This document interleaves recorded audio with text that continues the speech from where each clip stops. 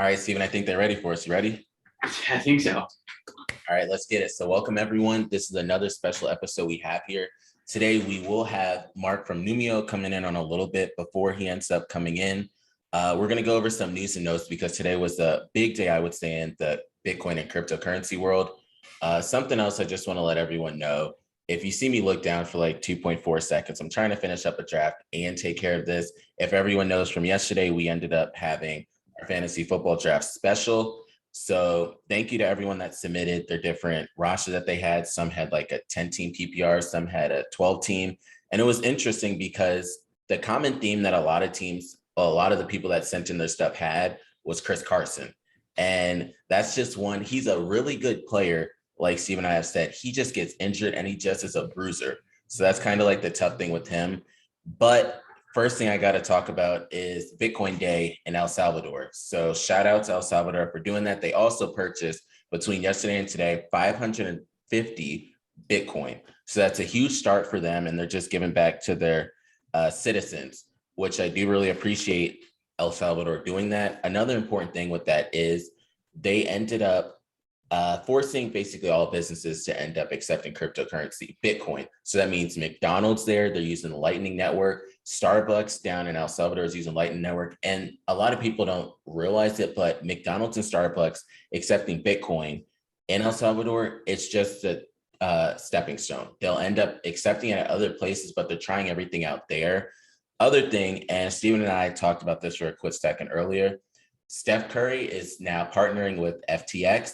So he will be their global ambassador for the exchange, but it's a huge thing because they already had Tom Brady and now they have Steph Curry. And a lot of times people don't realize that these athletes, once they get involved, they're not taking $1 or $2 worth of Bitcoin and cryptocurrency. They're taking thousands to millions of dollars and doing that. So you also know Kate Cunningham is with BlockFi. You have Trevor Lawrence who's out there, Blockfolio. So there's a lot of different people out there in the sports world that are getting a part of it. OBJ, Odell Beckham Jr., he's a part of NFTs. A lot of people probably see that happening. Von Miller is another one that's a part of NFTs as well. So that's what I want to end up talking about there. And the other funny story I want to talk about, Stephen, I'm pretty sure you heard about this, but the quarterback for Presbyterian, Mr. Heffley, 10 touchdowns. What are your thoughts? 10 touchdowns on 38 of 50 throwing with 538 yards. It will be at Oklahoma next year. Yeah, I would bet you. I bet you that he lands at Oklahoma next year. It's funny. There's all these memes going around of I think it was also the Tulane quarterback too when they played Oklahoma this weekend. Speaking of them, and him and oh man, who's the head coach of Oklahoma? I can't think of his name. Oh, I know who you're talking about. Oh, wow. Yeah. I know I don't remember it, but yeah. Wow. Why are we blanking on that one? Wow, that's a pretty common coaching name too. There's a picture of them shaking hands after the game, and caption was, "Hey, I'll see you next year." Lincoln Riley. Lincoln Riley. Yeah. Okay, there we go. That's one. I don't know why we didn't remember it. I was over here thinking like Bob Stoops and things like that. Close. Yeah, close. Yeah. No, that's a lot, dude. 10 touchdown passes? 10. That's a lot. Just like chilling afterwards. It doesn't matter where you are. It's kind of like when LaMelo Ball went for 70 or 80 points in high school. And it just doesn't matter at that point. Or the other, I think it was Jimmer or somebody went for like a dumb amount of points. Sorry, it was the Division III basketball player that went for like 100 points or whatever. So no matter where you are, scoring that much, it still counts. Yeah. It's different if you score 20, but he's scoring 10 touchdowns. So that's ridiculous. That's a lot of that's a lot.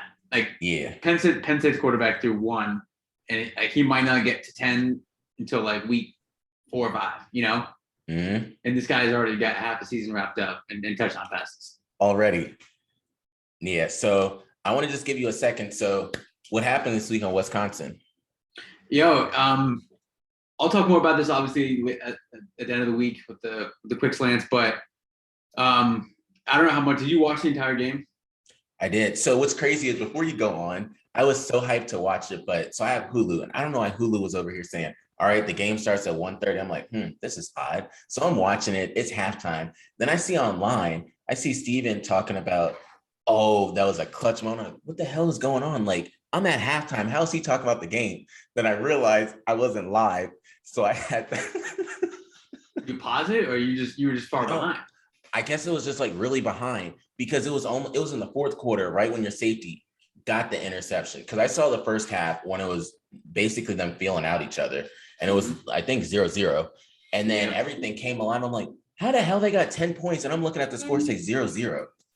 Bro, it was so just a quick couple of things. Like I don't know, it's different this year. I think just because it was the first game of the season, it was on the road against Wisconsin. That 11 a.m. start out there, it was kind of rainy. You know, both teams, like you said, are feeling each other out in the first half. 0-0 at halftime. Most other games, like every other game, probably, if that happened to Penn State every other season, I'd turn the game off. I'd be pissed. Yeah. I'd be walking around the house. You know how I am. I'd be furious, right? But it was something just different. I don't know if it was because we were playing Wisconsin. And I'm like, okay, this isn't like, 2 years ago we opened up with Idaho. It's not like we beat them like 79-7 or something. So it was Wisconsin. Wisconsin's got a great defense. Penn State fans probably didn't know what to expect from the team this year. The new offense coordinator, what Sean Clifford were we going to get? Now I think what happened in the second half was what everyone expected to happen in the first half. And I think now, you know as well as I do, man, like that type of win in that environment, first game of the season, that 11 a.m. start, all those factors, especially after Penn State went 4-5 last year, those wins can set the tone for the rest of the season. And I know there's 11 games left and potentially more, but that just sets the tone for the rest of the season. And I don't know if you caught on to this as much as I did, but the body language from the first snap of the game to the end of the game was the same for Penn State. The entire time they were just hype. Coaches were celebrating a tackle for loss or a sack like they would, a 100-yard pick six. Yeah. It was just like, it just looked a lot different. And my man, Jaquan Brisker, got injured 3 separate times, left the game, came back in every time, and just balled out, had the interception, which we all thought potentially ended the game. The last 3 minutes was hectic as hell. Yeah. He picked it off. And then we got the end of the game interception from Jair Brown. I'll go into all the details about everything later on during the week. But it just, like, real quick to finish up, there was the whole bend not break mentality. Penn State usually has that, but for whatever reason in the past we've always bent and then broken. So it was nice to see the defense, the whole entire team really, but good to see the defense keep bending and bending and bending, but finally not break and get probably the biggest win for James Franklin in his entire career, probably. I would say. Or at least one of the top 2 or 3 maybe. Yeah. So that's something that Stephen will continue to touch on in quick slants. Next week, I told Stephen that we'll take a lot of time to end up deep diving into college football. They just released the AP rankings today, but we can talk about them next week as well. Shout out to Alabama because I saw what they did. I'm pretty sure they played Miami. That game was not a game at all. Shout out to Penn State real quick. We moved up 8 spots from 19 to 11. Yeah. So, and just so you know, every week I'm going to be wearing Penn State something throughout the entire season until they lose. And then that could be something, bro. And then the season's over, and I'm just gonna be pissed. So my last thing on this, and how Stephen is serious about this year. So every single year, Stephen will usually text me during the Penn State games. This is so different than most years because Stephen and I didn't talk probably for a minute, and that's how he's into it this year compared to like other years. You would hear from him, or he would be like, "Yeah, I went to go to a bar," or something like that. It was a wrap halfway through it all, but. That's I'm locked in, man. I'm locked in, bro. See? This is it. This is the year. So going off of college football, again, we'll touch on it next week because you'll end up having more games that are going to come through. And you'll be able to see more of what the teams are going to be like come the next week. But I want to go into the NFL for a little bit now. So, Steven, the first game we have is Dallas and Tampa Bay. Who you got? I'm gonna go Dallas. Okay. I think I don't know. I feel like the Tom Brady led teams always lose a game that maybe they shouldn't lose, and I can see them getting blown out in this game. But like, who cares? You know, it'll be more talk about the Cowboys, all that kind of good stuff. I'm going with the Cowboys. I think the guy Mike Parsons. Shout out to Penn State. I think Mike Parsons is a big game. Yeah, I'm going with the boys. So, and just for everyone out there, we're going to keep tally of it, just kind of how like all the networks do. We'll just check it throughout the year and just check the ones that we guessed correctly that probably were the sleeper underdog picks of different ones. I'm going with Tampa. Don't ask me why. It's just one of those of, all right, Brady, I don't know if he has anything left to prove still, because he's kind of done everything he's needed to do. So that's the first one. The next one we have is Philly versus Atlanta. So it's a 1:00. Granted, I'm a Philly fan, but I don't really know how to feel on this one. I'm going Atlanta. All right. So the next one is Steven's team. Oh, I'm gonna go Philly. Only reason I'm going Philly is so I was there when Philadelphia won the championship, and then they had the whole banner come down and they played Atlanta. So that was a hype game. So I'm just hoping that it kind of lives up to it. I will say the key person, there's two, because the Eagles can't stop shit on defense. Like I promise you, nobody. I could get out there, Steven get out there. You're just going to be able to go by. And it's so weird because you would think them having a good cornerback now, it would be different. It's kind of the same. They kind of ripped him to shreds. But I'm going Philly. Y'all miss Byron Maxwell, right? I know. The guy. Baggy ass jersey, baggy ass sleeves. But I'm gonna go Philly. They do have to watch out for Calvin Ridley, and you have to watch out for Kyle Pitts, because this is all you need for Kyle Pitts to get his first game against the Eagles. Eagles can't stop no tight ends. You look back on history, the tight ends have a great day. And they might be able to shadow Calvin Ridley, because it's only now Ridley you have to worry about. But Kyle Pitts, I promise you, mark my words, he's going to have at least 5-6 receptions, at least 8 targets, and then maybe have like 80 receiving yards and 500 touchdowns at the rate they go. All right, there you go. All right, we're gonna hold you to that one. But next game we got Pittsburgh and Buffalo. I mean, I'm going Pittsburgh. I'm never gonna not pick Pittsburgh. It's like Penn State. Doesn't matter. Mm-hmm. So I'm going. This is probably the only time, and it's so weird because I will say, concern on the Steelers side with TJ Watt. Still not signing yet. I don't know what they're waiting for. I don't know why they're dragging their feet about this one. Is he injured at all? No, he's just sitting out of team. That's what I thought. Team drills. He does individual stuff, but he's a top 5 defensive player in the league.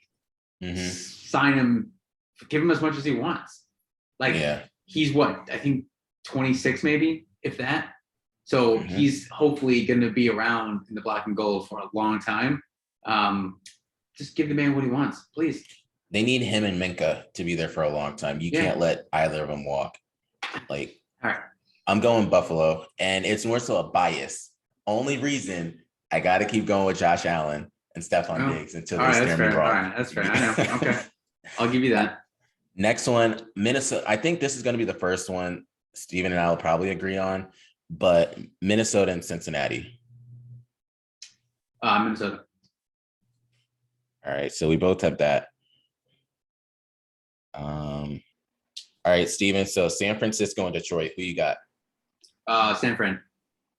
All right, we actually the same on that one. So Arizona and Tennessee. Ooh, I'm gonna go Arizona with this one. I like them to have a really, really good season.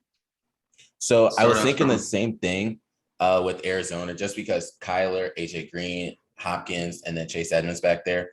Only thing is, I was just going to go with Tennessee because this year it's a Tannehill prove it season. Everybody else on the whole team has proved everything. AJ Brown proved everything. Julio Jones, we already know what he brings. Henry 2K got his. So it's really just Ryan Tannehill. Can you take him to the next point? Or are you going to have the shit talking happen back when he was in Miami, when the practice guy was saying that he couldn't even beat them? Mm-hmm. So we'll end up seeing that. I would agree with that. Yeah. So next one we have Seahawks and Colts. I'm pretty sure I know which way you're going. Seahawks, obviously. Yeah. That's an easy one. Yeah. Yeah. Yeah. Is Carson Wentz? What's his stat? I know he was back at practice. So I don't think he's going to be playing the first game. They have him listed as like questionable and stuff. I know me personally as an Eagles fan, I want him to play every single damn game possible so we can get a first round pick out of it.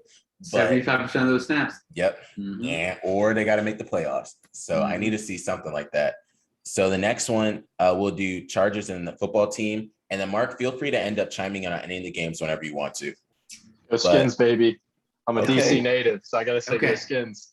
For a football team, I don't know, whichever one you want to call it. Yeah, I guess we got to be somewhat politically correct on this. Yeah, I feel like DC fans, like the true fans of the football team, can say Redskins. So if you want to say Redskins, Redskin it up. I'll go with the Chargers. Okay, no that's not bad. Offense. That's not bad. Untaken. They suck. They're terrible. Hey, but at least you can admit it. I went with Fitzmagic and the football team. Only reason is every year Fitzpatrick plays. You never know what the hell is going to happen. He might have an amazing game. He might have a bad game. They have Scary Terry and then they have Curtis Samuel. So I'm looking forward to see what they can do in Antonio Gibson. But the big thing, and I'm seeing it in fantasy drafts too, people are picking that defense hella high. They're not letting the defense go, like letting it fall. They're picking them high. So Chase Young might, I'm not gonna say he's gonna dethrone Aaron Donald as like that guy, but he's starting to creep up on that list. Yeah, so that's another one. So next one, and I'm pretty sure we'll all be in agreement unless we have any BYU fans out there, but Jets and Panthers. Ooh, this is the battle of Sam Darnold versus Zach Wilson. Yeah. I'm going with the Jets Jets on this. Really? One. I gotta wow. BJ, my brother-in-law BJ is a huge Jets fan, so I'm gonna show some love to them. Oh my God. Yeah, and I don't know. Yeah, I think this is a new Jets. Robert Saleh is new head coach, new man in charge. I think he's gonna bring a better attitude. So yeah, I'm going with the Jets Jets. Wow, I'm surprised on that one.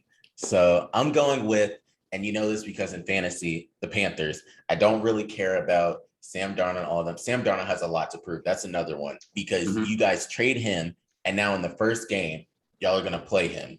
So Sam Darnold has a lot. He has the weapons there. You have DJ Moore. You have Robbie Anderson. Robbie Anderson, another one that came from the Jets. Yeah. And then you have Run CMC. So I'm running it back again because I won last year, partially because of Christian McCaffrey, but I want to see what he ends up doing there. This next one is a tough one, battle of the AFC South, Jaguars, Texans. I think this is not as easy as a lot of people want it to be. It is. Yeah, Jack. Dude, the Texans are no longer a franchise. I think we should ship them off to like Canada or another country because they're just falling apart, dude. Like I feel, we talked about last week or 2 weeks ago, I feel so bad for Tyrod Taylor for being in that position. He always just gets in bad situations. Like my man just has no wins in the NFL. No wins. No, wherever he goes. The team doctor for the Chargers, screwed up his kidneys or something, right, dude? Like, what is that about? Herbert, yeah. So I'm going with the Jags. I love me some Trevor Lawrence. Big loss with Travis Etienne. I don't think it's going to be as big as people think. Just gives another weapon out of the backfield. But they got Carlos Hyde. I think I picked him in. I don't know if I picked him in our league or the other league I was in, but I think he'll have a really good season. But yeah, I love me some Trevor Lawrence. So I'm a little worried. One, I'll talk fantasy, then I'll talk real life. So I picked James Robinson in probably 2 of my 3 leagues. The concern is they did get Carlos Hyde there. So I am worried about that. PPR, I think James Robinson might do well, just looking at how Urban Meyer can handle running backs. But a lot of people are worried about Trevor Lawrence. If that offensive line can stay healthy, they have weapons. for Trevor Lawrence. Because I think Marvin Jones is there. You have Chenault that's there. You have DJ Chark that's there. And then you have the 2 running backs. So you have Hyde and Robinson that can do things. I really want to root for Tyrod Taylor because, fun fact, whenever I played Madden, I would always like bench the starting quarterback and put Tyrod Taylor in just so he can run. It was either him or Vic. You're honestly the first person to ever do that. Like no one else in the history of playing Madden has ever done that by you. Yeah, all in college, I would just choose Tyrod Taylor, whatever team he was on. I would never throw it. I'd just be like, all right, just run it. If he had a running back, I might do that too. But so shout out to Virginia Tech on that one. I know it's crazy. I would do it's that. Like the Madden 04 game with Michael Vick. Yeah, like what? I don't care who you're playing, just don't play as Atlanta. I guess Christian just thought he was playing Michael Vick again still. Like, but it's not how it was. It's not the same thing though, Christian. It's not the same thing. So when it was me, it was. When I saw other people use him, it wasn't. I was like, you're tarnishing his reputation. He wasn't that great. But so that was, I'm going with the Jaguars. Next one, Browns and Chiefs. I think all 3 of us are probably going to say the same answer unless someone's drinking something. I'll go with the Chiefs. Okay. I mean, I picked Patrick Mahomes, the first pick in our draft. So you did. 7th overall. Let's go. Yeah. Let's go. I need 50 touchdowns on that one. I mean, I don't know if anyone would pick against Patrick Mahomes at any point in the season. I mean, he's unreal. I think he has the potential to be one of the few quarterbacks to be considered one of the greatest, depending on the talent that he has around him. I mean, he's got some of the best wide receiver core. He's got arguably the best tight end in the league. And we'll see what happens. I forget what the running back's name is. Clyde Edwards-Helaire. Yeah, Clyde. Yeah. We'll see how he does this year. Like, I mean, he tore it up last year. So if he has a good season, then, and I mean, he stays healthy for his career. I mean, obviously, and they keep him and they have the budget for all these guys. He has a really good opportunity of being like one of the best quarterbacks. Just because, I mean, he's got the legs, he's got the arm, he's got the IQ. I mean, he has it all there. It's just, let's see if they can keep all the pieces together and if he can keep things rolling. Yeah, he's already on that path too. So Mark brought up some good points. I'll talk about 3 things. The first one I'll talk about is a running back. I honestly believe that if Kareem Hunt did not do what he did, Kareem Hunt might be one of the better running backs in the league if he was still on the Chiefs. Because that season when he was there with them, like after he had that one fumble, it seems like he was on trying to attack everybody in the league. I'll never forget that first fumble when people like, nope, like get him out of there. After that first fumble in that game, it was a wrap. In terms of Patrick Mahomes, I don't know if he's a better football player or a more intelligent investor and individual, because the amount of money he's putting into Kansas City, like with the Royals, he has his wife getting involved with the soccer team that's there. And I'm just thinking all that they're doing to invest in that area, he's trying to look out for his future too. Granted, he's going to be easily, after Tom Brady, probably the 2nd billionaire from football. Right. Yeah. Only reason, because of this one contract, if he were to do it, and we could talk about this later, but imagine if he pulls a Steph Curry and like starts investing some of that into cryptocurrency or something, or imagine if he even invested in the stock market and just doesn't keep it in cash. I really think Patrick Mahomes is setting himself up for so much. But to go with my answer, the Chiefs, I can't really bet on the Browns just yet. I mean, yes, you're getting back Odell Beckham Jr. That's cool and all. You have Jarvis Landry, but you just can't really bet against the Chiefs. Even when the Chiefs lose, it's kind of like an anomaly. They're not going to lose a lot of games. And just like Mark said, you just got to be able to pay them all, because it's going to come a time. They had to drop Sammy Watkins. I mean, you can't pay everybody on the team. So it's good that they have Clyde Edwards-Helaire on his rookie contract still, because I know my man's just going to want some money. Tyreek Hill got his. Travis Kelce got his. You know, Andy Reid's going to want his money. Then, you know, Harrison Butker's going to want his money. Then you got to think about the defense. So that's that one. Next one, Dolphins, Patriots. Pats. Oh, Mac Jones. Yeah. Okay. I don't really have a lot of confidence in Tua. I might be I don't know where people are on that list. Like, I just don't have a lot of confidence in him. I thought he was like good in college, but I mean, like, Mac Jones is kind of the same way. He had a shit ton of talent around him. He's the Heisman Trophy winner, for God's sakes. I mean, Tua had also a shit ton of talent around him. Now, I'm not saying that he's a horrible quarterback, but I just don't know how much confidence I have in him. And it's the Dolphins, like, like, it's the Dolphins. They're not what they used to be, I guess. But I'm going with the Pats. So 2 sleepers, well, probably 3 in this game. If you're still drafting in fantasy football, I would say just take a late round pick on Will Fuller. He's suspended in the beginning, but he's somebody that if Tua can actually, see, I was so pissed when Steven did that. But just take a late round pick on Will Fuller. A lot of people are sleeping on Will Fuller, Michael Thomas, and just because they're suspended and injured, don't forget about them. Another one that I'm hearing a lot of people talk about is Myles Gaskin. So I want to see what he ends up doing. But the other one people need to think about is the Patriots defense. So reason being, the Patriots get a lot of their people back. So that's something that, and Steven, don't go doing any changes. But the Patriots defense. Not yet. I'm good. I do. I stick through the whole season. So fun fact, I used to tell some of my friends in the league, like, suggestions of like, oh, what I'm about to do, or I see Nick Chubb on the waiver wire, I'm gonna go pick him up. Next day, you see my man's go pick him up after I told him who's there. So, but yeah, the Patriots defense, they get a lot of their people back. And if you remember 2 years ago, they did have a lot of players that were doing well for them in fantasy, but also in real football. But I'm going with the Patriots on that one. Next one would be a big one if Drew Brees was still there, but Packers and Saints. Packers. Like, I have zero confidence in either of the Saints quarterbacks. No. Only person I have confidence in is Alvin Kamara. Other than that, I don't really know. And he's gonna get like 30 touches a game. Yeah. So they don't have a choice.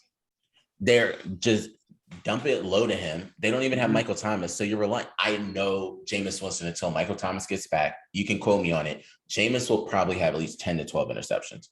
Don't ask me how or why, but Jameis is going to throw some in it because he's going to have to force them. I know you have like Callaway and them out there. You don't have Emmanuel Sanders anymore. He went to go to be with another quarterback. So it's just Kamara and Latavius Murray that you really have. So I'm going with the Packers on that one. You can't, that's another one. You don't really want to bet against Aaron Rodgers, especially when you make Aaron Rodgers mad. No, like he can't do it. So next game, and all 3 of us will chime in here because this is another NFC East team. So Broncos and Giants. It's not an easy one to guess, but I know if you're in the NFC East, most times you just bet against any NFC East team. I'm going with the Giants in the 2021 league MVP, Saquon Barkley. Oh, well, here we go. You know, that's my thing this year, dude. I picked him number 1. I had the number 1 pick in my other draft, and I picked him number 1. So I had to pick him too in the draft I just did today. He kind of just fell there. Everybody else was gone. And I don't realize how many people are sleeping on Saquon Barkley. Yeah, I mean, they don't. But you're picking Christian McCaffrey. Yeah, Christian. You're one to talk. They don't know if he's going to be playing on Sunday. I think the decision is going to come down tomorrow, I believe. Tomorrow. Yeah. Or no, wait, what's today? Today's Tuesday. I think Thursday. We've got another couple days. Yeah, I think Thursday they're going to make the decision. I mean, even if he doesn't play week 1, they still have 16 more games left. So, you know, him sitting out the first game of the season, I don't think is a big deal. People are probably going to make a big deal out of it. But from everything I've read, everything I've seen from training camp and practices recently, you know, he looks good. It feels good. Everyone says he's looking like the old Saquon, which is great. But I've said before, you know, hopefully I said yesterday, hopefully they have an offensive line, or it's going to be another short season for him, unfortunately. Yeah. Mark, you got any thoughts on this one? I mean, I'd like to root for Saquon, but like I'm not optimistic about his first game back because like I just don't know if they have the talent around him, and him coming back like already being questionable, and he's probably going to have to get a lot of touches. So they don't have don't have the talent around him yet. All right, get him off the show. Don't Mark is think- gone. Get I don't think him the off. Giants are winning that. Because Sorry. for them to win that game, he has to get at least 30 touches. He's going to have to be like the Alvin Kamara for the Saints, but he's coming back from an injury. So I wouldn't, if I'm a betting man, I wouldn't put my money behind that. And Christian, you talked about a prove it season for Tannehill. Same thing for Daniel Jones. They're not on the same level, but I mean, he was what, top 5 pick? Yeah, from top, Duke, top 10 I think. pick. Yeah, top 5, top 10 pick. So I mean, it's not like a prove it or we're going to draft another quarterback type of season. But if he does have a really bad season and there's not a whole lot of improvement, or they go, 3-14, I guess it would be this year. If they go 3-14 or they have a really bad season, they have another top 5 pick, He's out of there. I wouldn't be surprised if they took another quarterback. Yeah, so Mark said he's not a betting man, but when I'm in Virginia, I am a betting man, and I am betting on the Broncos. Reason being, I only said this. So at first I was going to choose the Giants until I heard Kenny Golladay doesn't even have faith in his own team right now. He said they're going to start off slow. If your wide receiver, he just paid a dumb amount of money to, is like, yeah, I'm just going to let you guys know we're probably going to start off slow this year. I don't think Sterling Shepard wants to hear him come in and say, yeah, we're going to start off slow. Saquon, okay, maybe. Darius Slayton, he's trying to end up just run down the field and get a payday next year or so. And the coaches, they're all going to be on the hot seat. You have to determine at the end of this year, is it going to be Daniel Jones or is it going to be the coaches? One of them got to go. Because it sucks that Saquon's on that team. And they're in New York, which is tougher because you just got Zach Wilson with the Jets. So they're looking at Daniel Jones like, all right, what are you going to do for us this year? Because we used a high pick on you. Mm-hmm. So this is his prove it season. So I'm going with the Broncos. I really do hope Teddy Bridgewater can do something this year. He has the weapons too. 22 gloves. I know. He got 2 running backs back there that are good. And then you have Cortland Sutton, you have Jerry Jeudy, who a lot of people are saying this might be his breakout season. And then you have Noah Fant that's out there. So I'm hoping that Teddy doesn't have to do stupendous, but I want him to do better because after they did him in Minnesota, just like, all right, you're kind of out of here. Like you got injured. They brought him to Carolina where he was able to do decent, but they said, all right, you out of here. Brought in Sam Darnold. No disrespect to Sam Darnold. You know how kind of bad they have to view you? I mean, like, come on though, but like Teddy Bridgewater isn't like, he didn't really set the world on fire. You know what I mean? So like, it's not like he came in as like the second coming of Michael Vick or something, or something. But yeah, I'm not overly surprised that teams did him dirty like that. But dude, I mean, come on, he wears 2 gloves. Shut up. So the Bears versus Rams, who you got? I'm gonna go with the Rams. Bears offensive line is pretty bad.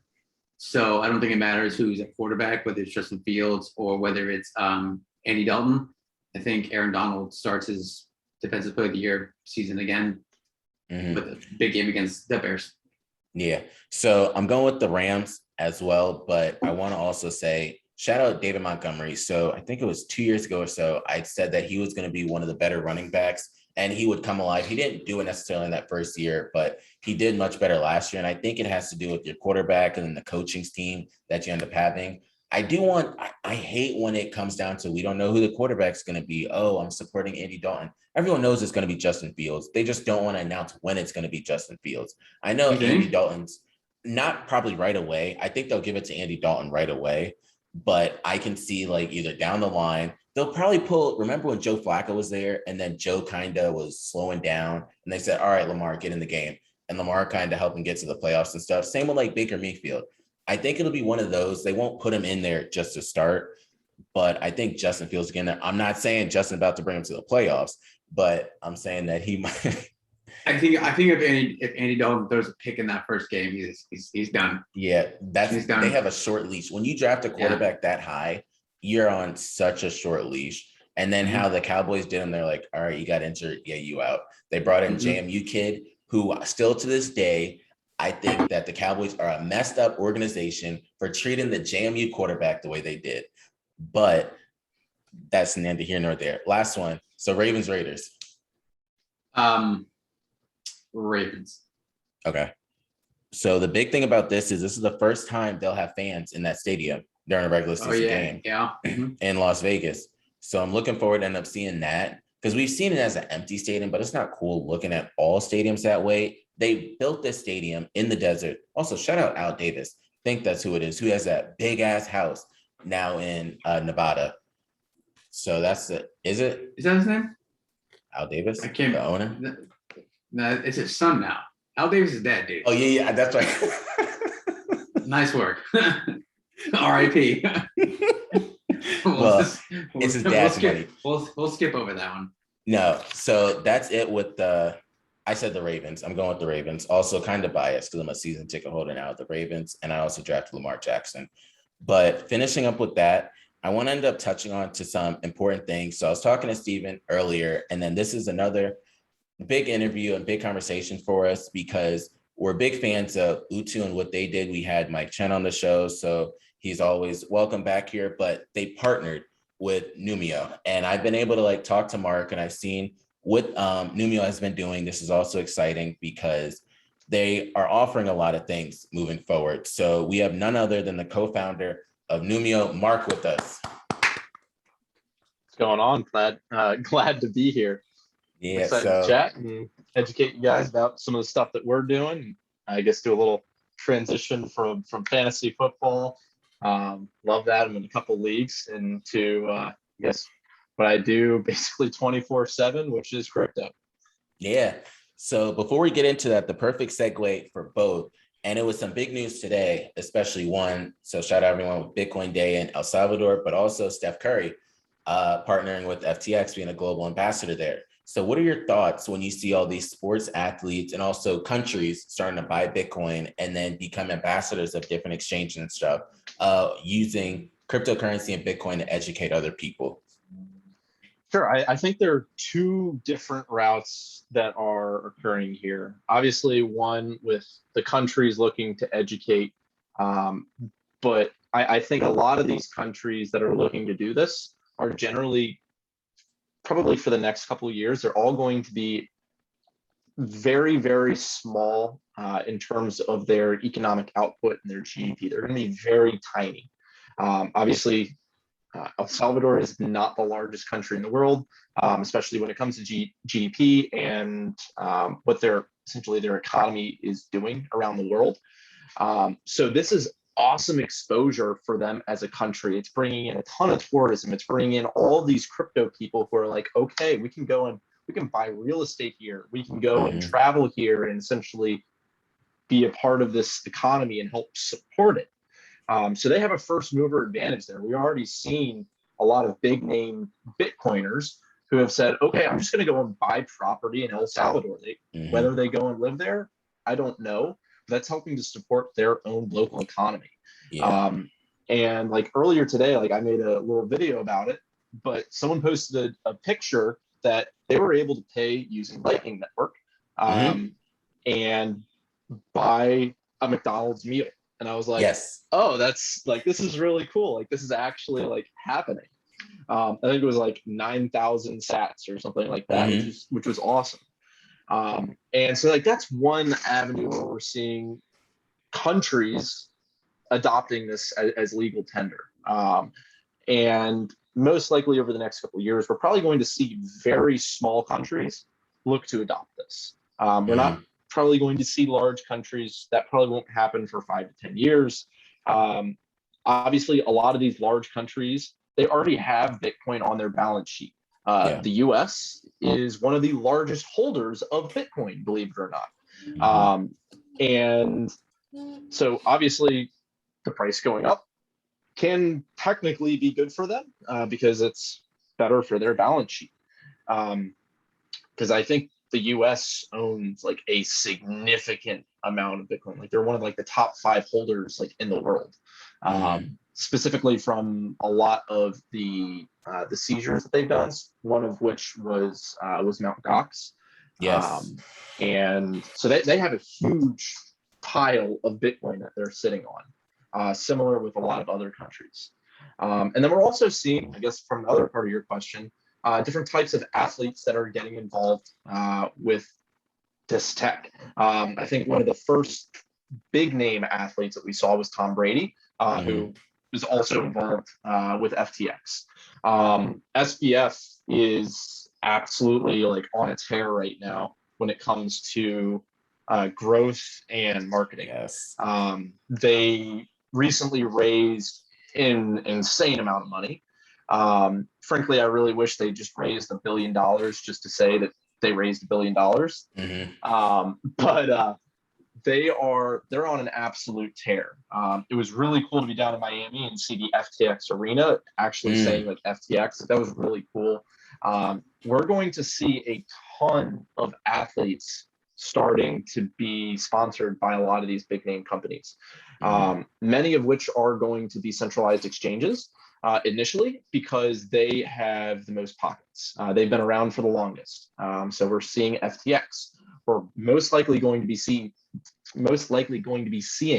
Binance sponsored athletes. We're probably going to be seeing Coinbase sponsored athletes because a lot of these organizations, they've been around for so long, and all these exchanges are looking to do at this point is create market share and user acquisition. And having a lot of these people essentially in their back pocket to say, hey, go and use our product, not our competitor's product, is something that all of these places are sort of looking to try to do. Because when you're dealing with user acquisition in crypto, it can get very aggressive, not like in a physical sense, but like people are really looking to try to take over, I guess, users and that market share because it's not that large. I think we're really like this year and next year, we're going to start to see like that breaking point where we're going to see that next level of adoption. Because we saw it in 2020 with DeFi, and now this year we're seeing it significantly with NFTs. And I think we're probably going to see a little bit of a bubble later this year, and it's going to taper off a little in terms of growth. But I think obviously people understand the stuff is here to stay and they want to participate in it. And so having ambassadors is just that, I guess, that voice to get into a lot of those people that they might not have direct access to. Yeah. So I got a a quick question actually for Mark about the athletes and everything. Do you think now, obviously a lot of these athletes who are jumping into the crypto space, I would assume that they know something, they've been, got up to speed from, yeah, right, exactly. That's why, like, I know you don't assume anything, but you would hope or imagine that their team would be like, hey, we've been thinking about this, this is what the company does, this is a little bit of background, yada, yada, yada, get the speed on, not everything crypto, but just enough so they can make appearances and do all that kind of stuff and tweet about it and whatnot. Because all these athletes, Steph Curry, Tom Brady, Saquon Barkley, also, they all have millions and millions of followers. So do you think it's, a strategy by these companies to get these guys on board and girls to get them on board now? So folks like myself who really aren't into the crypto space see it. And just Saquon Barkley, for example, because the Penn State ties, I see Saquon Barkley and is taking a lot of his endorsements in crypto. And you think it's one of those things where like they're trying to get people like me, and that's like the way that they're going to get people like me to start to look more into crypto and do more research and become a crypto fan, if you will, like as like a ploy to get folks like myself using these athletes and then slowly build it. And like, cause all, like I said, these guys have millions and millions of followers. Do you think that's the part their of goal? Yeah, exactly. Like that's their goal. Cause what their goal is okay, I'm going to use Steph Curry as an example because he was really recent. their goal, like with FTX, their goal is to say, okay, Steph, go out, talk about FTX, build that brand, and try to get people to begin using FTX and FTX like products. So that's their goal there. And we're probably going to see other exchanges doing the same thing because they want those people like yourself to use their product. So like if we came out and said, okay, we're going to sign LeBron James, obviously like we want to help educate people and say, this is what crypto is, all these things that we're doing. These are some of the benefits that it can bring you. But by the way, we want you to use our product because this is what's going to allow you to do that. And that's sort of their goal, is to get people to use their product, specifically with regards to FTX. Because I personally, I sent you and I'm sure you knew about the Steph Curry news before I sent you the screenshot of the tweet. But they got me. Like I saw the tweet. Someone tweeted about Steph Curry doing this, and I was like, cool, I'm in. I'm not the biggest Steph Curry fan, but like it just like it caught my attention. I read about it. I was like, okay, cool. Like I'll check this out. We talk about it every single week. And Christian and I talked about it, off air. We talk about it every week. So it's a genius move by all these companies to get these athletes, and obviously they have to go off after the biggest name athletes because that's who have the most followers. That's who everybody likes. Yada. But that, just for example, like I sent Christian the tweet, and like boom, they got me. Like that was simple shit that they did, and it got someone like myself to look at the tweet, read up on it, and send it to my friends and be like, hey, look at this. This is pretty cool. So yeah, it's working, obviously. So two things I want to end up just saying, because we talked about Al Davis a little bit ago, but it's Mark Davis. That's what it is. Yeah. And then I want to touch on what Mark just brought up, because we were talking about different exchanges. So FTX, and then Binance probably end up sponsoring people. So Binance, for everyone out there, has Binance and then Binance for Americans because of regulations. It's called Binance US, but I just call it Binance for Americans. But they're trying to go public. So they're trying to go public in 2023, which a lot of people see. Like that's why they started to change like the regulations. Notice they had like the stock crypto stuff, and then that kind of went away. Then they started lowering the amount if you don't have KYC. Kraken is another one that's going to go public. I'm pretty sure they said next year. Do not be surprised if FTX ends up doing the same thing. It's a very smart way, I think, on both sides. Just like you see Tesla being on the stock market, and then they're investing in cryptocurrency and stuff. Same with like Square. You'll see exchanges do it. Coinbase did it. They provided like a foundation as well. And then like Voyager's out there as well doing the same thing.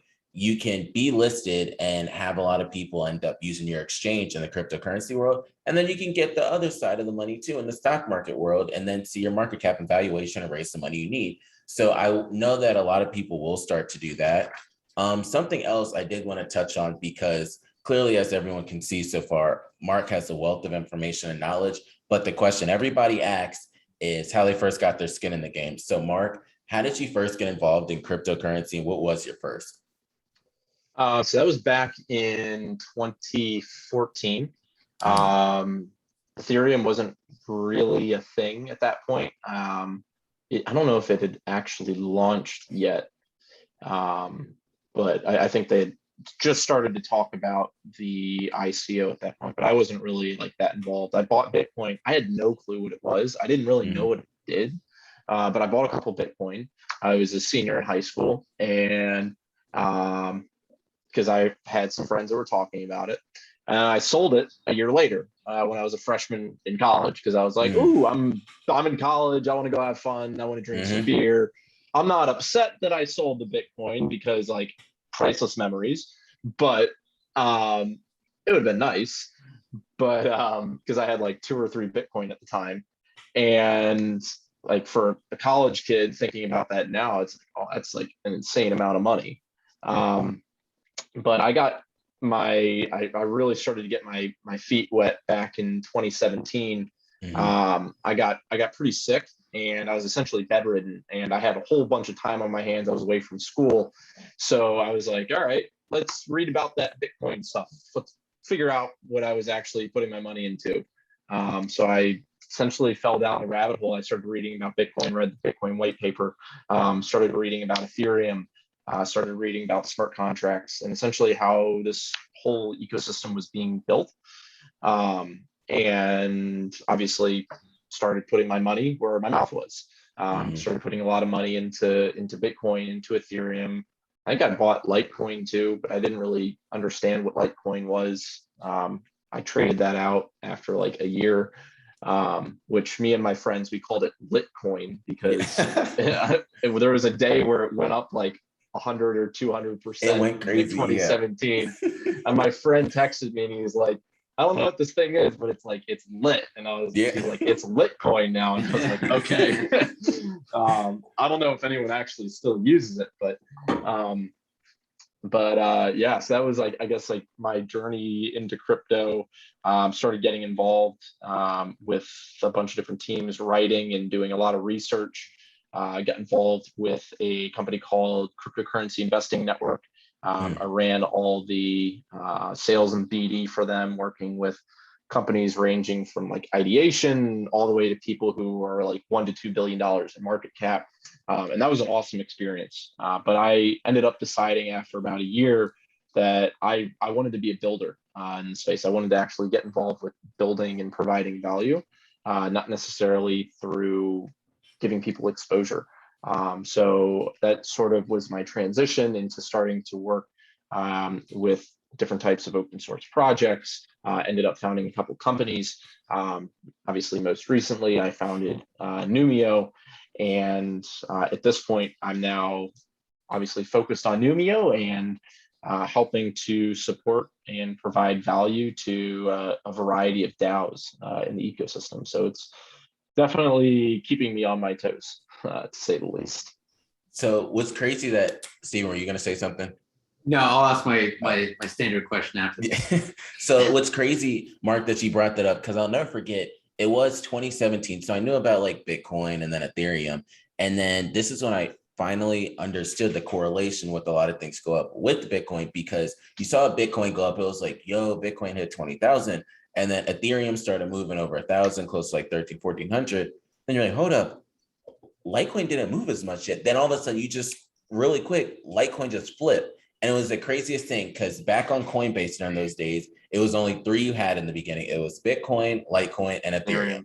And Litecoin ended up moving, but a lot of people started to get into it because they just saw the price of Bitcoin being so high, Ethereum was high, and then Litecoin kind of just took off too. And I'll never forget that because I was like at a Christmas party and I saw it. But yeah, those are the ones. And I remember people would end up just calling it Litcoin because one, it was affordable for almost everybody. But two, it could change your life really fast. Just getting into Litecoin when it was at a low price. When I know they used to compare like the X's you can end up getting off of Litecoin compared to like Bitcoin during that same time frame. Steven, you can go ahead, ask your signature question. Yeah. So Mark, I asked this obviously every time we have someone on. People like myself, or just in general, know the word Bitcoin. They know the word, phrase, cryptocurrency, but that's it. They don't know anything else. They don't know the layers of it. They don't know these other companies that we talk about. I say we, like I talk about them, but you guys talk about them. And it's been around, 2008, 2009, and people have been in the game since then. But it just seems like a lot more recently, like in the last 4 years or so, 4 or 5 years, it's starting to become more of a talking point. And I'll ask you this: why do you think that is? Do you think it's because I know there's obviously social media grows every year, and it's for better or worse, it gives all these companies, big or small, a massive platform to put out their product and market themselves. Is it because of the networks, the TV networks that are talking about them? It's because I use my neighbor Frank all the time. It's because you're talking to your neighbor Frank about it in conversation, or at bars, you're talking to your friends. Like, why do you think now it's more, I don't want to use the term socially acceptable to talk about it, but it seems like a lot more people are talking about it? It's because, also people didn't know what it was, or like they didn't really give a shit about what it was. Now you see, again, go back to the athletes, these athletes are involved, and all your neighbors and your buddies are talking about it. So why do you think that it's so popular now? And gaining more and more steam to talk about it? Sure. I guess it depends. It comes down to where you live, first of all, because let's say you're living in the U.S. These are essentially alternate investments. Like these are just ways that you can potentially, and I don't want to say it will, you can potentially build your wealth. If you are in an underdeveloped or developing country, this is an alternative for you to actually like control your wealth and protect yourself from devalued currencies. So assets, like if you're going into like Argentina, one of the most popular assets in Argentina is MakerDAO's DAI, which is an algorithmic stablecoin. It's fully decentralized. It's actually not USDC. It's not Tether. It's DAI, which is like weird. But a lot of the people there, they have no trust with their government. Obviously, a lot of the people there, they have Bitcoin, they have Ethereum, but they essentially are using assets like DAI to protect themselves from hyperinflation, because their assets, if they're held in the Argentinian peso, I think that's what it is. It goes down in value by 50% every single year, which is crazy. If you're obviously going into countries like Venezuela, I mean, everyone knows what's going on with the Bolivar. It's a mess. Then if you go into countries in Southeast Asia, there's a significant amount of people that are either underbanked or unbanked. And these are solutions for those people to use. I think over the last year, a significant amount of growth has occurred because of a couple things. Wealth creation. People are seeing an insane amount of wealth over a short period of time. This is the same thing that happened in 2017. Everyone started talking about it. And obviously everyone's talking about it now because people are getting filthy freaking rich. And one of the things that you can do that people are actually realizing that you can do with crypto is it's not just like, oh, number go up. Like you're like that meme of like the idiot where it's like, and it's like, oh, the number's going that way. And one of the things that you can do is you can actually use these automated protocols where you can passively build your wealth through decentralized finance, something that you were never able to possibly do in any type of traditional financial infrastructure. It's just not possible.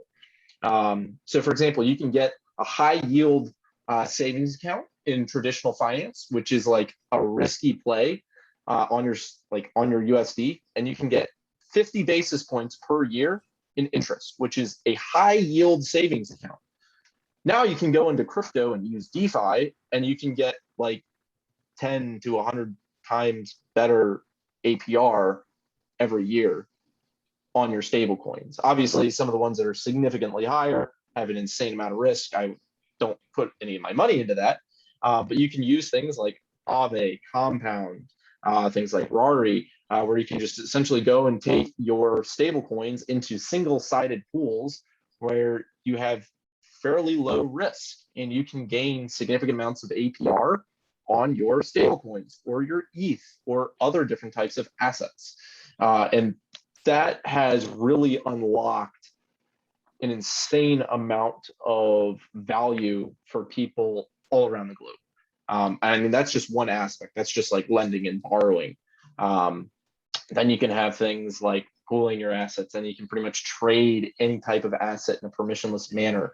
But obviously, like the most basic thing that allows for all of these others to, I guess, become popular is wealth creation. And that's true for pretty much any ecosystem. You get people rich, then people will talk about it, people will shill it to their friends, and creates an insane amount of organic growth. So I'll go back to what you said initially was the investment type of thing. Is that why like people in the US obviously care about it because it can make them a shit ton of money? And but do you think it's like these other countries might care about it more because it's just a different way of using it? Do you think that's why like now more people in the US are starting to care about it because they're realizing like they can do so much more with it than just their standard dollar? I guess there's two parts to that question. One, in the US, the biggest interest that people have is depositing funds into interest-bearing assets or using interest-bearing assets. So like AUSDC, CUSDC. So those are like A and C tokens, which are representing tokens that are deposited into Aave or Compound. And you're able to gain APR on those assets, which is higher than any bank account that you can get anywhere around the world. And that's interesting for Americans because they're like, oh, like I can actually gain money with my USD for fairly low risk. Sign me up. But Americans, we have some of the best banking system. We have one of the best banking systems in the world. Regardless of what people say, like we have one of the best banking systems in the world. The majority of people in the US are banked. Yes, we have people that are underbanked. We probably have little to very few people that are unbanked. I would say there are people that are underbanked in the US, but for the most part, the banking system in America is pretty solid. Are there things that can be improved upon? Yes, and those are things that crypto and digital assets can improve upon. But then when you go into other countries, like I'll use El Salvador, for example, because they just made Bitcoin legal tender.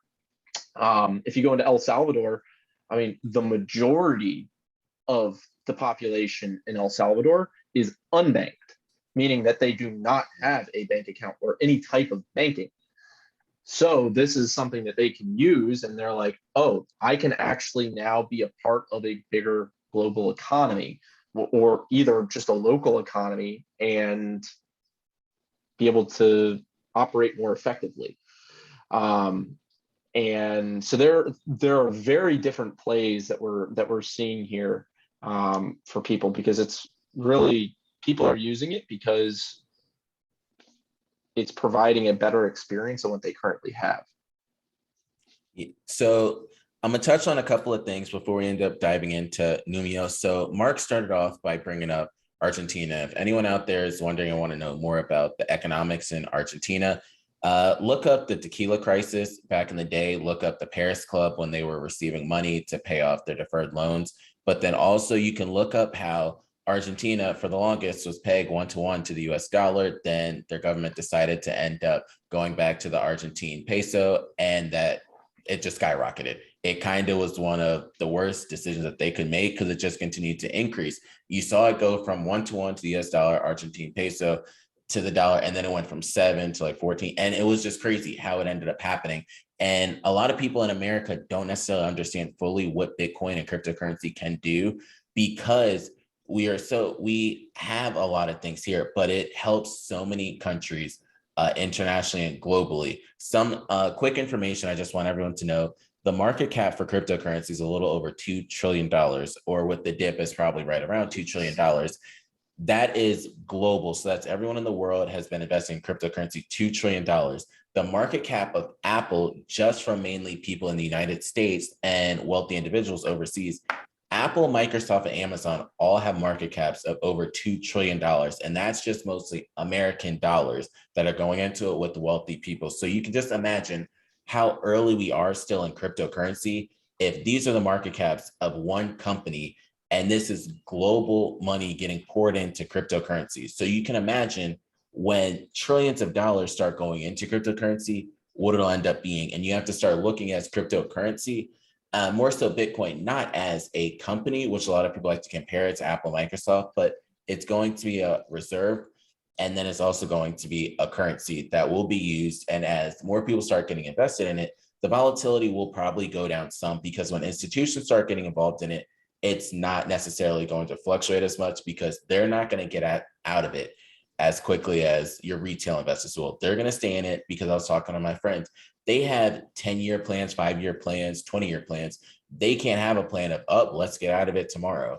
That's not how a lot of the companies work. You saw El Salvador. If El Salvador were to start trading Bitcoin like tomorrow, the whole citizen, the company, and the world would be like, what are you doing? Like, I thought this was something you're invested in for the future, but yet you're trading it.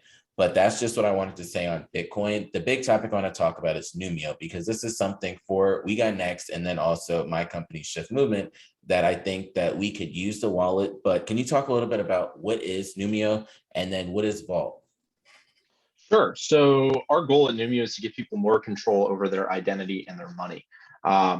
We launched our mobile application. So our first product that we launched is a mobile application. It's live on iOS and Android.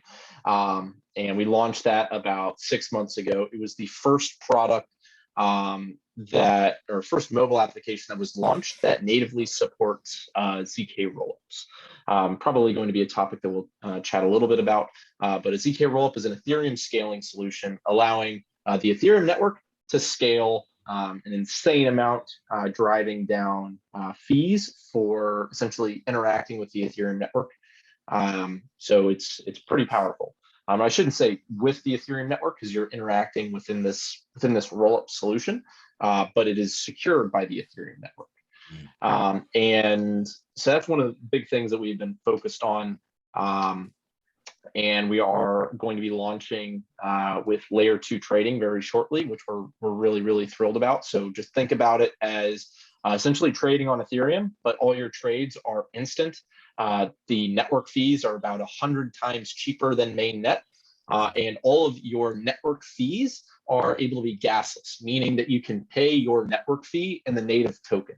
So it's not saying that there's no gas, but if I want to pay a transaction fee, let's say it's $1, I can pay that in USDC, I can pay that in Tether, I can pay that in DAI. I don't ever have to hold Ether in my wallet. All that is done behind the scenes. So that's, I guess, what we're doing around your money. And then around our identity around digital identity, or how we're giving you control over your identity, is actually one of the pieces of infrastructure that we are looking to work with Utu. So we launched a solution that allows you to pseudo-anonymously verify yourself to third parties, because we are a pretty privacy-focused organization. Our goal is to give you more control over these things. And we want to allow people to essentially prove to third parties without having to give up any information to those organizations by saying, okay, I'm legitimate, I'm not a bot, and I am who I say I am. And so this actually allows you to prove that you aren't essentially laundering money. So it essentially goes through a traditional KYC AML process, but we do not store any of that information. Frankly, we don't want it. But all we store is essentially a hash of data that is stored in our server. In the future, we will be able to store it on chain that essentially says you have been verified. And that infrastructure will allow for a variety of things, obviously one of which is around what we're doing with Utu, sort of kick-started a lot of this conversation. So that's essentially what we're doing there. Vault is a product. We have not launched it yet. We will be launching it in the future. You can think of it as a web application, essentially for managing your assets. It will be able to be connected by your mobile application or through hardware devices. So if you are using like a Ledger or Trezor, you'll be able to connect your wallet, interact with that web application, or you can obviously use your Numio mobile application. But right now, our main focus with what we're doing is around the mobile app. Yeah, so thank you for that, because that was something that, the first thing that caught my attention was the gas fees. So can you talk about how you guys are able to have such small to no gas fees? Because I know a lot of people probably out there like, well, we know Ethereum, and if we were to make a trade right now, it's going to almost cost us $90 to $100. So how are you guys able to offer that? Yeah, so we've been very focused around it. Like I'm going to give it a term, which is called Ethereum scaling for a while now. And we built out a product a couple of years ago on OMG Network, on Plasma, which was really cool. But we weren't really that excited with Plasma and what was going on, I guess, with that underlying tech. So we sort of changed gears, did a whole bunch of R&D, ended up absolutely loving what was going on with ZK rollups. Frankly, ZK rollups are, like, in my opinion, they are the end game when it comes to scaling on Ethereum. And I can go into the details of that later. But we were researching into a team. Their name is ZK Sync. So their website is zksync.io. And they are essentially the leading layer 2 ZK rollup solution out there right now. They're building the first EVM compatible ZK rollup, meaning that you'll be able to take any type of Solidity contract that lives on Ethereum and allow it to live in this scalable environment. So you're probably wondering, okay, well, that's great, but how does it actually scale this stuff? So ZK rollup, you can think of that similar to a train car or an airplane. So have you guys been to DC or New York? You have to take like the metro or subway. Okay, so you got to go and take the metro. Like you're in DC, you're going from, I don't know, I think that actually goes all the way to the Dulles Airport now. So let's say you're going in downtown DC and you want to go to Dulles Airport. So it's a long ride. So you could go and say, all right, I'm going to go and rent out the entire train car and pay for that ride to go from downtown all the way to Dulles. You could do that potentially, but it's just going to be a lot more expensive. Or you can say, okay, we're going to get all these people and essentially come onto the train along with me, and we're going to go from downtown to Dulles together. So that's essentially what a ZK rollup is. You're bundling up a whole bunch of transactions and then storing them onto Ethereum. So once this rollup, you can think of it, I don't want to say a fruit roll-up, but you can think of it similar to like a train. I know. You got me. Similar to like a train or an airplane going to an end location. That end location is the Ethereum main network. So all of these transactions, they're essentially bundled together off-chain, meaning they're not stored on chain right away. So they're stored like, let's say like AWS, for example. So they're stored in this off-chain environment. And after a certain period of time, after there's been enough transactions, that data and information is then placed onto the Ethereum blockchain, meaning that all that data is secured by Ethereum. So then you're probably wondering, okay, these transactions, what does that even mean? Like, how are those transactions created? They're created. So one of the terms as a part of a ZK rollup is this term called a ZK, which stands for zero knowledge. So ZK rollup uses a technology called a zero knowledge proof. A zero knowledge proof means that if I want to prove something, I don't actually have to show you that I know what it is. You just essentially inherently know that what I'm telling you or explaining to you is true. So let's say, for example, I have a wallet. I pull out my wallet and I say, I have $1,000 in my wallet. And you know, without actually having to open it up and look through it and review all the money, you know that there is $1,000 in that wallet. And there's nothing that can dispute that information. So that's essentially what a zero knowledge proof is. It's allowing you to know and prove with zero knowledge about that it is true. So how that applies to a ZK rollup is when those proofs are generated. So when you're using a ZK rollup, all transactions are in the form of a proof or a zero knowledge proof. And when those transactions are generated, you know right away that they are true and valid. So you know that all those transactions that have occurred are secure and everyone has essentially wanted that to happen. And then once there's been enough of them, they are then stored onto Ethereum, allowing for essentially on-chain data availability.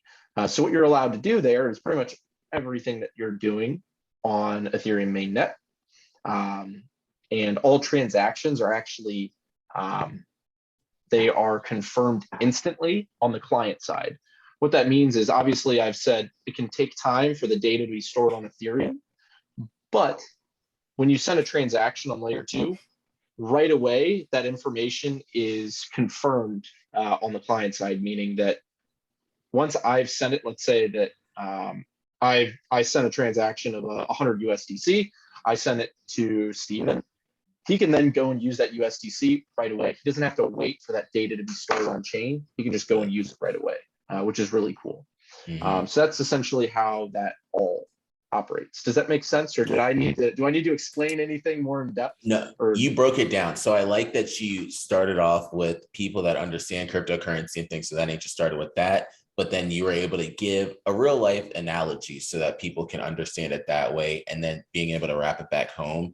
You brought up data storage, and I automatically think of security. And as we all know, we've heard of Poly Network with their issues, and then T-Mobile with their hacks that they've had with social securities and things of that nature. And then Biloxi as well, their exchange, they're still currently not even up. So security has been a huge thing as of recent, that a lot of people are worried about and concerned about, with you all being a place where people can store their cryptocurrencies and stuff. Can you talk about the security aspect of it so that people can feel more comfortable using it?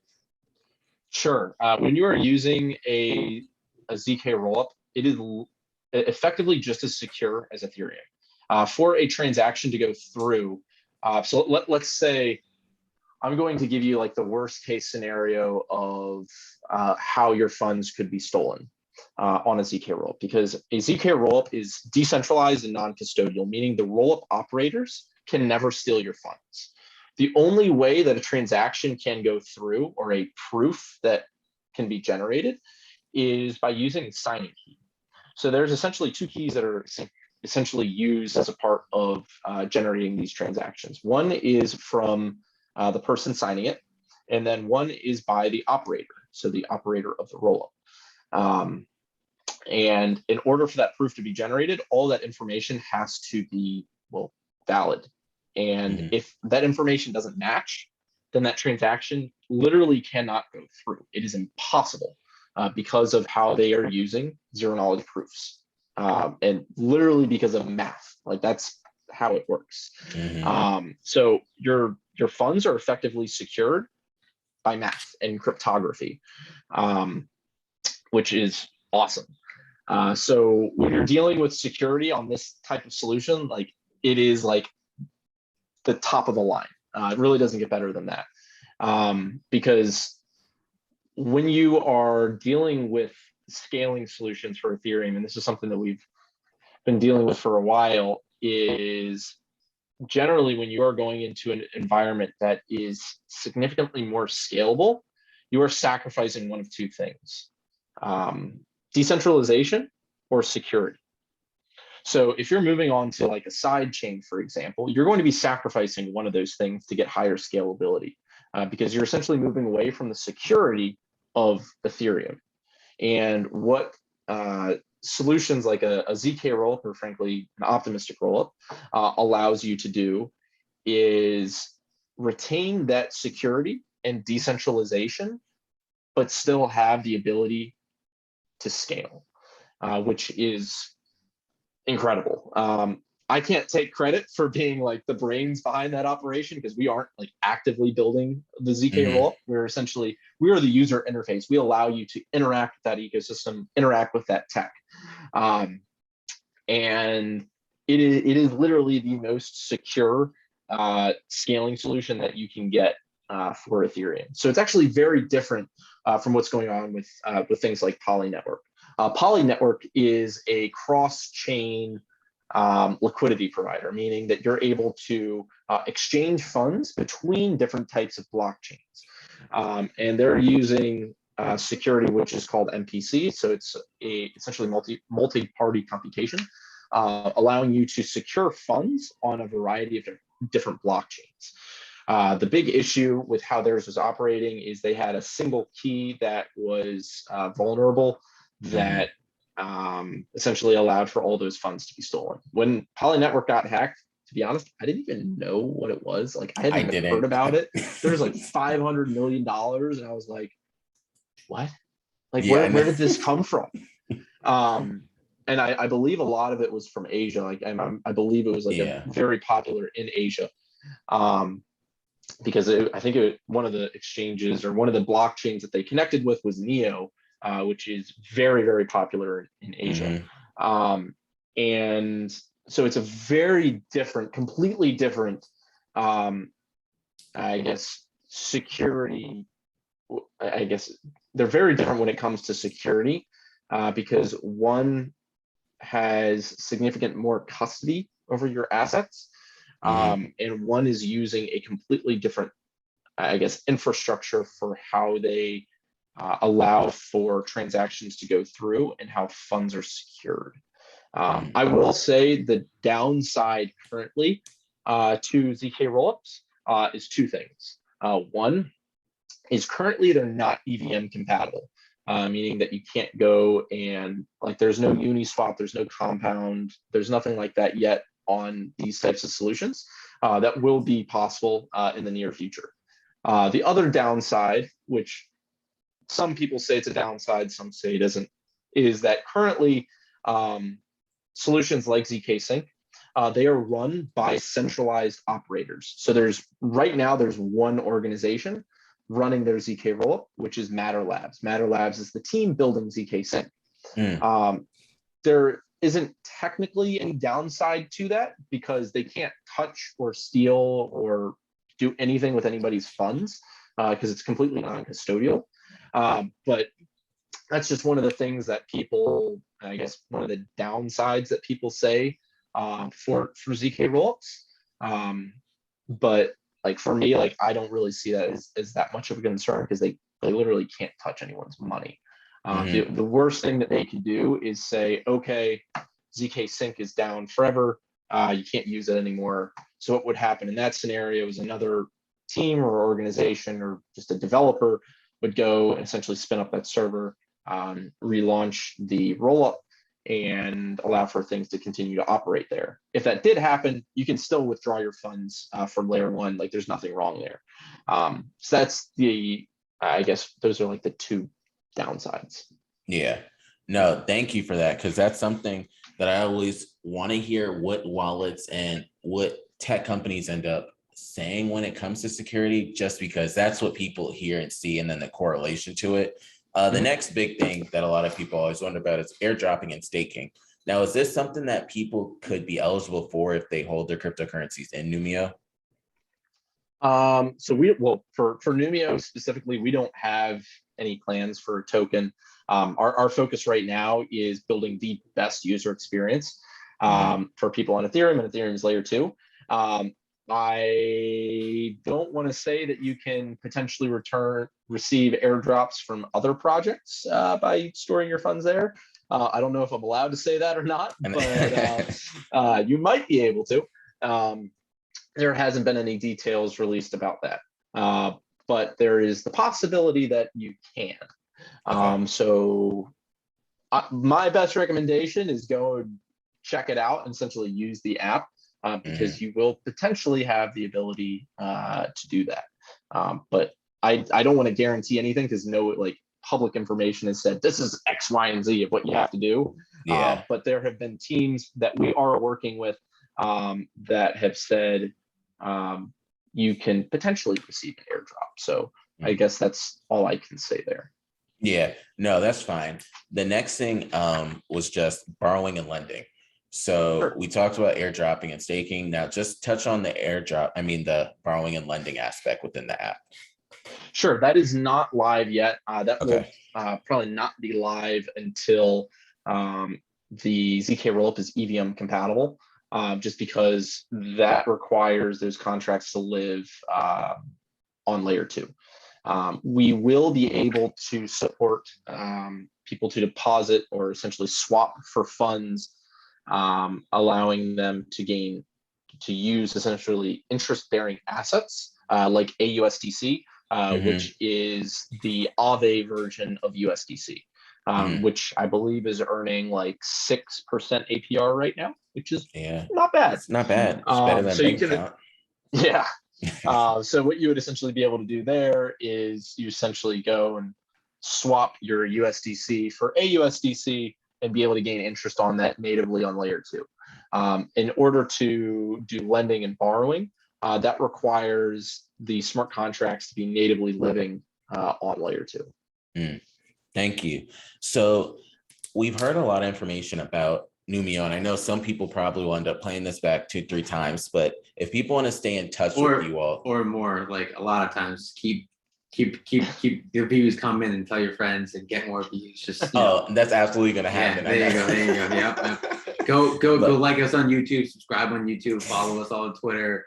The whole thing. The whole shebang. Yeah, keep going though. I had to get that in there. No, can you tell us how people can stay in touch with the team, just moving forward? Sure. Yeah, we're very active on Twitter, Telegram. I started up a TikTok channel, so if you're on TikTok, give us a follow. On TikTok, our handle is Get Numio. It is also Get Numio on Twitter. If you want to check out our announcements channel on Telegram, just go and search Numio. And then you can go and find us on Facebook and LinkedIn as well. But in my opinion, your best way to stay on top of everything is just download and use the app. But I would say we're most active on Twitter and TikTok. Those are like the 2 main channels that we have right now. Yeah, and I could second what Mark just said. If you do follow them on Twitter, you will see a lot of information about Numio, because even before we ended up starting recording this, I saw them posting different things. So they are a team that likes to end up staying active.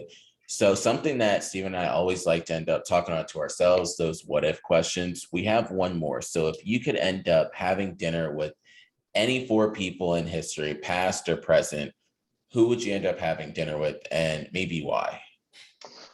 Okay, so I'm going to try and give 4 very different people for this. I dressed up as one of them for Halloween last year, which was awesome, by the way. And I just watched a documentary on him, which is Bob Ross. Absolutely love that guy. Like completely separate from like work and everything about that. Like I just love his persona and like who he is as a person. Like he spread so much positivity. Like he was just like a loving person, and I would just love to like learn from him. Like he's just a really cool, genuinely cool dude. And everyone that I've heard who got the opportunity to meet him said he is literally the exact same person in real life as he is in all of like his shows, which I was like, that's so cool. So I would love to meet him. My favorite actor, Will Ferrell. I've watched literally every single Will Ferrell movie out there. Huge Will Ferrell fan. So I would love to meet him, have dinner with him. And then I'm going to go Steve Jobs, just because, I mean, dude, the guy is brilliant. I mean, I can only imagine some of the innovation that he would come up with if he was around during like this cryptocurrency era.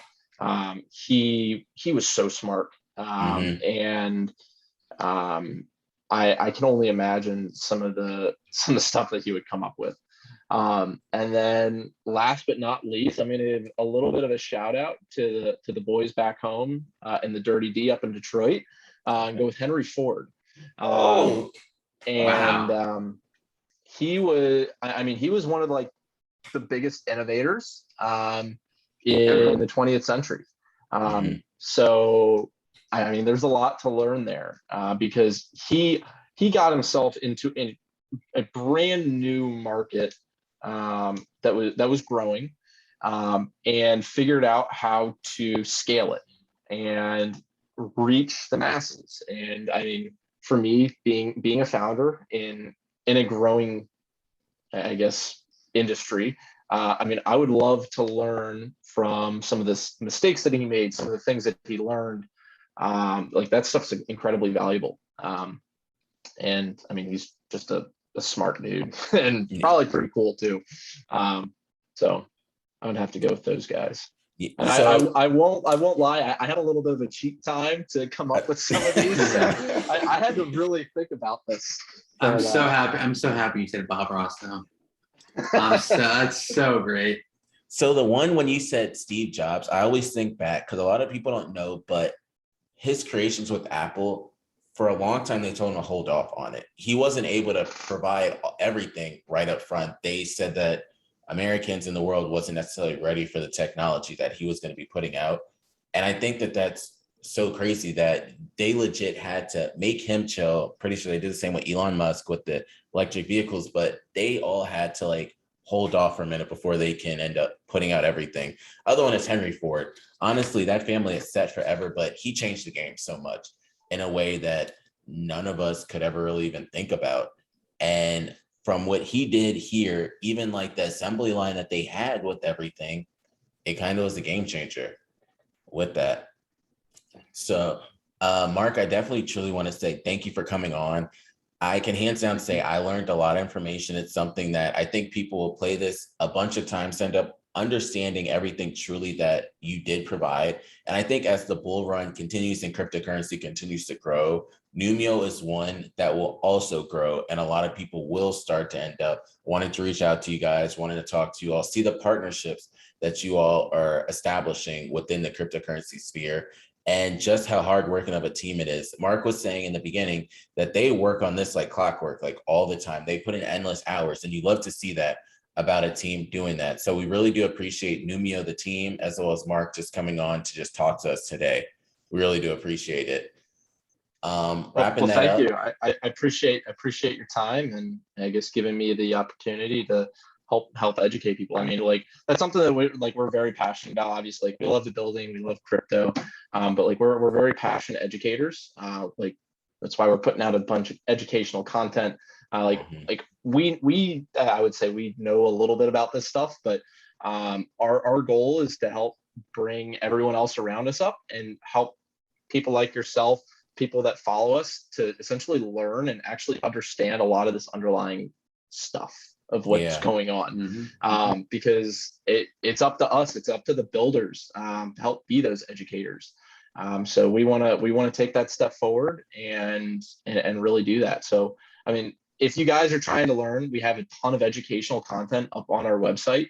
If you go to our website, it's numio.one, ONE. And we have our blog up there. I got to give a little shout out to Joel. I work with him a lot on building a lot of this content, but I mean, he's the rock star behind all of it. So big shout out to him. He's been helping to push. Shout out to Joel. Yep. Oh yeah. And obviously me, like I'm doing a lot of stuff on TikTok. I don't know why people follow me. I'm a little bit of a goofball, but I guess I'm helping to, change the game there. So I got to say something before we get into you, Steven. It's crazy because Steve and I have been talking for a minute. I don't think people have come on and said shout out for a while, because that's the first time in a long time we did it. So Mark, whenever anyone says shout out, you'll hear both of us end up just going shout out. Shout out. So yeah, but Steven ended it. What you got for the people? It's a little sad day. It's been 3 years since we lost Mac Miller. Christian knows this. Mac Miller was, I met him once, couple times in college.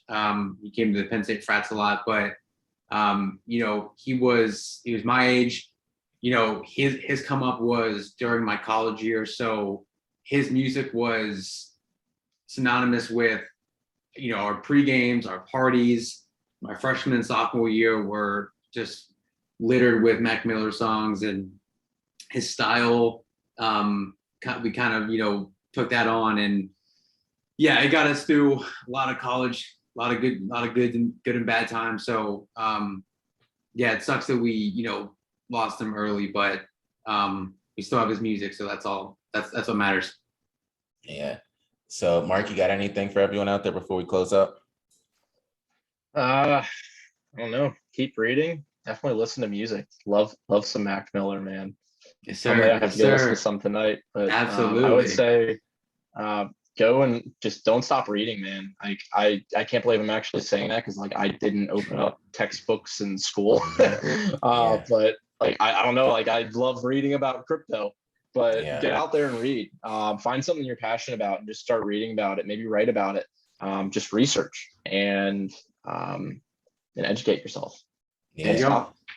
So one of these days, Steven and I'll talk to you about all the stories we end up having, because we could talk for days about our midnight listening parties that we had with like Mac Miller, just random. Don't ask me how they happened. But my closing up, I'll end up start by saying good luck to everyone out there in fantasy football world. So this is your first week.